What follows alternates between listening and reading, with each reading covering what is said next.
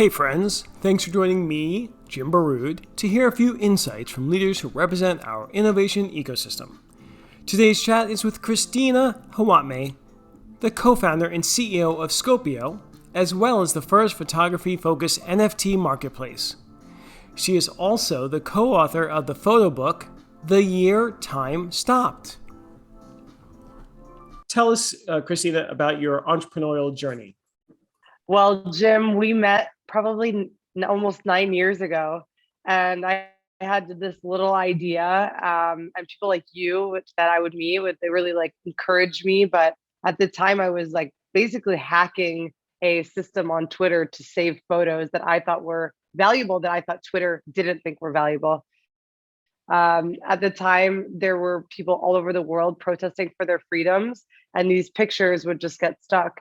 So I started to save them off Twitter and then realized I didn't have the rights for them and built this incredible business called Scopio around that concept to save the world's photos, distribute them. And now we serve more than 14,000 artists in 150 countries who upload in less than 3 minutes and then also get hired on their creative skills. So we're bringing the world closer together from a visual perspective, and people really care. We have over 25,000 businesses that hire these artists, that download these images, and now have forayed as the first NFT-focused photography marketplace, which I'd love to talk to you more about and why that's gets so exciting for the future. That's great. And I think we met at an NYC Media Lab demo day. Is that correct? Which I probably lost.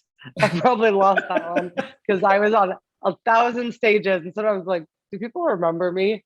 But yeah, that was when you start a business, you take every opportunity that you can at that time, and then it really makes you stronger. And now tomorrow I have to, as I was telling you, giving an award in front of 400 people, and it's just part of the job, you get used to it. Absolutely. I'm so impressed with what you've done. But did you start it right out of school or during school? I can't recall.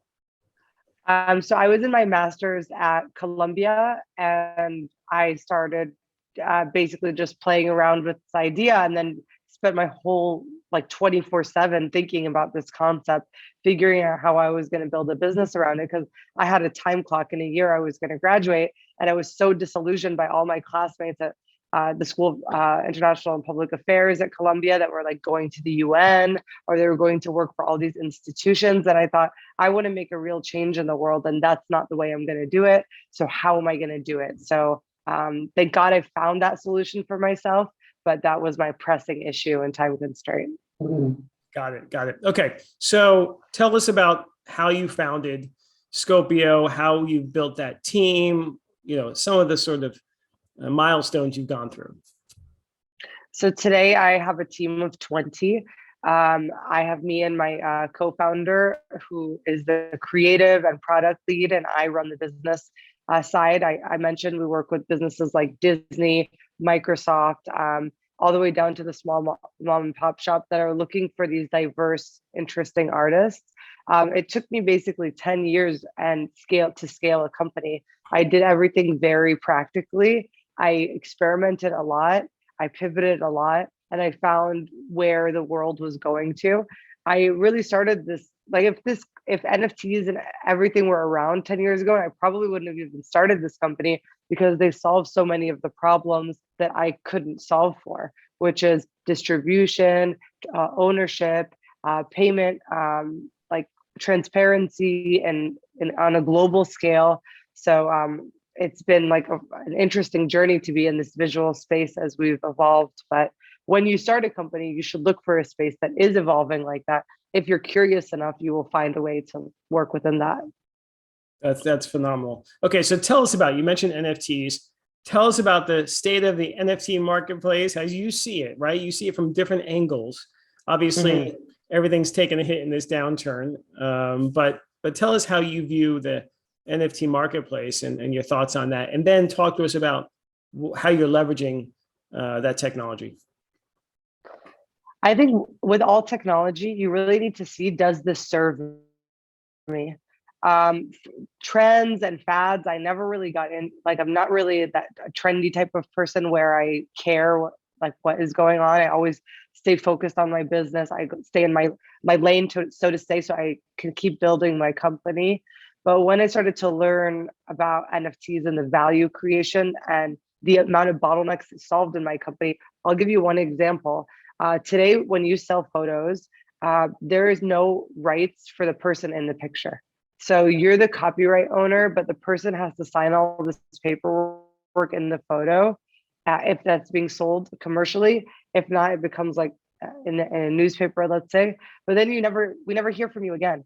In the new model of NFTs, when you're creating, like, let's say an image, you can split your wallets with various actors. So it is the photographer, but let's say you give 1% to the person in the photo.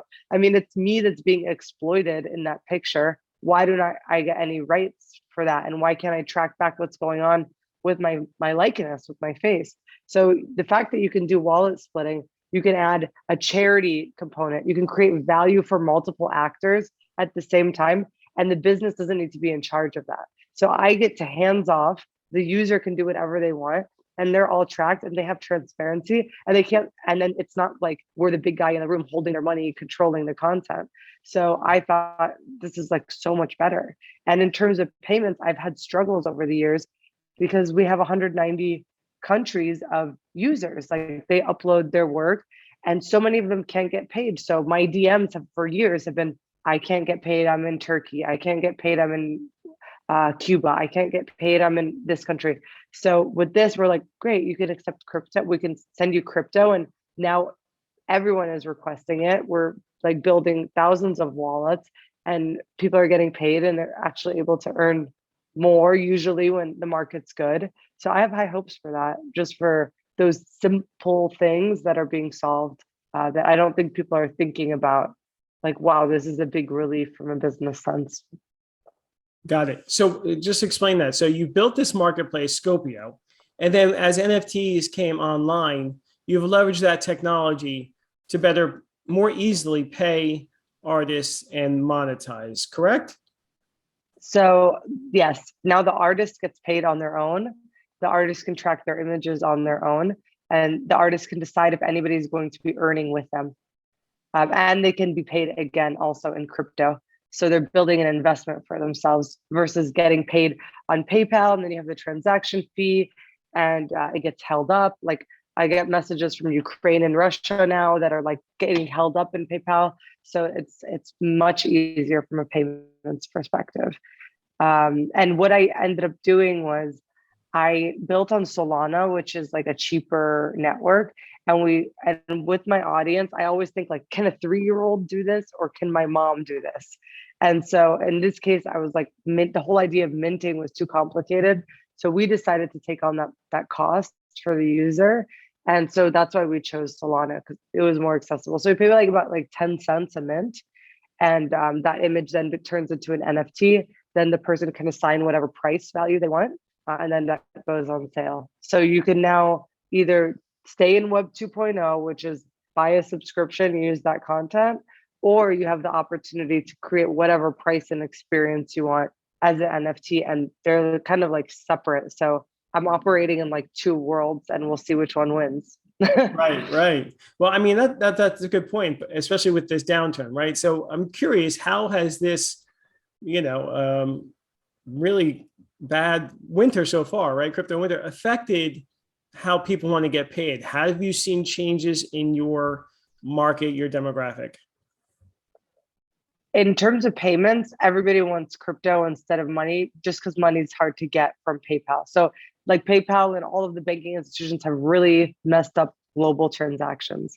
The world is coming closer together. We need to think about things from a global perspective instead of just like these small sets of users where everyone is suffering because of that, from a product perspective, on the tech side, in many different areas, not just in mine. And in terms of downturns, if you have money now, if you have a little bit of money, if you don't need to go to dinners with your friends or buy your latest sneakers, I would save that money and look at the NFT projects that people are selling, because you have incredible projects, for me, some of which I've never been able to buy, that I've been monitoring for like a year now, that now people are selling just to get some cash. So if you have a rainy day fund, this is actually a great opportunity for you to get involved, instead of being like, oh, I missed that, I missed the boat on that one. This is your chance to actually not miss the boat and do your research and your homework and go on Google, search what is NFT, start there, and you'll find yourself 20 hours, 50 hours later, knowing what to do and where to invest. That's great. And are there any, speaking of resources, right, for people who aren't familiar with NFTs or thinking about buying it, is there a place or places or threads that you recommend? I really like Gary Vaynerchuk. I follow him and I read a lot about what they're doing. They have a lot of, because they're very like dumbed down. So it's like, as I mentioned, like I think it's like a 3-year-old, or maybe not a 3, but like a 5-year-old or your mom. Can they understand what's going on? So I like Gary V. I also really just recommend Google. Like, it's mentally hard for people to sit down and just go to Google and start searching. But then once you do and you get it, and let's say I'm going to dedicate 3 hours this weekend to just Googling what is NFT, what is a wallet, what is crypto, what is blockchain. And then once you do that, I swear 20, 50 hours later, you're going to know everything. So the whole, like, I don't know where to find information, to me is like, Google is right in front of you. This is not a Google ad.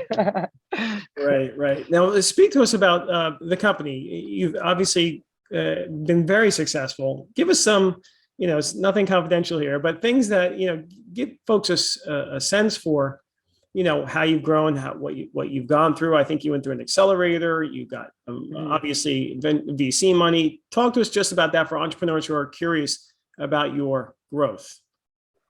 Yeah, I just was at MIT Females Founder Pitch Night, and they had like 8 companies presenting. They gave away $50,000. And I was thinking a lot while I was sitting there watching these people pitch, because most of them were ideas that need a lot of capital. They're medical technologies. So I was like, if this person doesn't walk out of the room or over the next year or 2 years get 10 million in funding, they're not going to be able to start their business. And I felt so sad for them. And then there was a few ideas that I was like, this person can just sit in their room, work on it, and build a company. And that's what I did. So I wanted to build this incredible machine. I mean, I do have machine learning now, but I wanted to build this app with machine learning, and I wanted to do all of these things. But then practically, because funding was so hard at the time, I had to just decide, well, what's the impact that I want to make? Does the method really matter that much? Does my platform really matter? Not really. Like, in the scheme of things, your website or whatever, it's good, but you and your mind can create any business that you want. So thinking about a business that can actually make money, that can have customers, that you can scale without 10 million in funding, is where I recommend most people to start. If you can't, and you're like a doctor and you're inventing this like incredible thing, then you got to hit the pavement. I talk to everybody that and try to get referrals. But remember that, and I was reminded, like, harshly at this event, that women receive 3% of venture capital funding. 3%. That's not 10%. That's not 20%. That's not 30%. That's 3%. 3. So that's like where the status is right now. And I've been lucky to pass through some of these difficult stages, but there is a lot of work that you have to do to just, first of all, work on your business and not be a full-time, like, oh, I'm just going to like wait till somebody gives me money. Right. And go ahead. Yeah. And it comes when people find what you're doing exciting. Yeah, no, absolutely. And as you know, these days it's much cheaper. Every year it gets cheaper to sort of start, from scratch on your own in your room, right? The cost of, with hosted services, AWS and things like that, and global talent. Yeah. It's people can start, they don't need that money. And I guess right now, right, with this downturn in the markets, it's harder to raise larger amounts. Money is not flowing as freely. And are you seeing that from your perspective, as these markets gyrate? I'm seeing my different companies have enormous valuations. So I have like some friends, they were raising at 7 last year. They're raising at 50 this year, with like basically no major, like not that much difference. So I'm seeing $100 million valuations from a seed idea with no customers. I don't understand what's going on from the valuation perspective and where that's going to level out. But I think there's new forms of capital. There's new players in this space, which I love. Like there's in my last round I did last year, many of my investors are not like people wouldn't know them, but they're coming in, they've sold their companies, or these new funds are being established. And that gives me a lot of hope for people that are going out, because again, 10 years ago, it was like 10 guys that have the money, you know? So I think that, and then you have the accelerators. There's also a trick with the accelerators. I did do 500 startups, and then I pivoted, and I did Entrepreneurs Roundtable in New York. So so I went from the West Coast to the East Coast, which was actually very beneficial for me, because then I was able to spend time and build my network in Silicon Valley, and then also have my New York network. And your network is the most important thing. Having people that are going to help you get to the next stage is the most important thing, especially in a business like mine. So so the again, with the trick, just in case there's any like entrepreneurs listening, accelerators have a quota that they have to meet with the types of people that they accept, where funds don't have to. So I felt like at the time they were really trying to get to a 50% female cohort. And I think that might have been my saving grace back then with the accelerator. And then that allowed me to get through.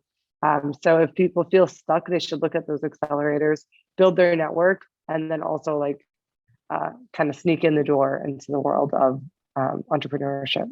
That's great. Well, I don't know how people do it on their own without these communities. they are so helpful, right? But speak to the sort of dilemma where people might get into an accelerator that no one, a small one or a college one, as opposed to a 500 startups or an ERA, right? Those are well-established, top-tier accelerators. Uh-huh. Is any accelerator good, beneficial, or do you really want to get into the top ones necessarily? I would try to get into the top ones, but I felt like that even about my own education. Like I clawed my way into Columbia. I felt it was my dream. I got waitlisted the first year. I waited. Then I went there, and nobody knows it. Obviously, that nobody knows that, and it doesn't matter in the scheme of things. With 500 startups, a lot of people that were in my batch had applied 4 or 5 times. Same thing with ERA. So the entrepreneurs that are persistently walking back into the doors of these accelerators, saying, "I'm ready now. I'm ready now. I'm ready now." Finally, by the 4th or 5th time, they're going to believe you, and they'll probably take you. So I think you should wait. And the reason why I'm saying that is because like I've been in communities before where I felt like undervalued. I'm a very hungry person. I'm a very ambitious person. And if I didn't have those people around me that knew how to help me, then I felt like super stuck. So if you're not in one of these places where there's a superstar, like whether it's the director or whether it's the alumni network, or if there's not somebody that really cares about your success, then it's going to be really hard for you, and you're going to feel discouraged. And then those are hours of your life in the most pivotal time that you're spending with people that are not helping you. So you need to look in front of you and say, who's really helping me here? And do I feel like I'm growing? If not, it's not too late. You just still try to get into the bigger ones. Or you try to find a bigger investor, but you need that. You need those like tentacles, I guess. No, that's great advice. Now, speaking of pivots, what's one takeaway that entrepreneurs should know as they consider pivoting their venture? Well, it's funny with pivots. We were talking that I'm publishing my book on Tuesday. The Year Time Stopped. It's now, I'll show it to you. It's now #1 new release on Amazon in 3 categories: photojournalism, photography and exhibitions, and photography. I think it's going to literally be on everybody's bookshelf around the world for the next 100 years. And it takes you around the world in more than 100 cities, and it says the story of each person. And we really curated it. People have been telling me, this is like a pivot. You're a tech company. Why are you launching a book? And the answer is that I love this project. It fills my soul. I've been so excited to do this. It's taken me 2 years. And the reason I started my company that we talked about in the beginning was to collect these photos, to share them with people.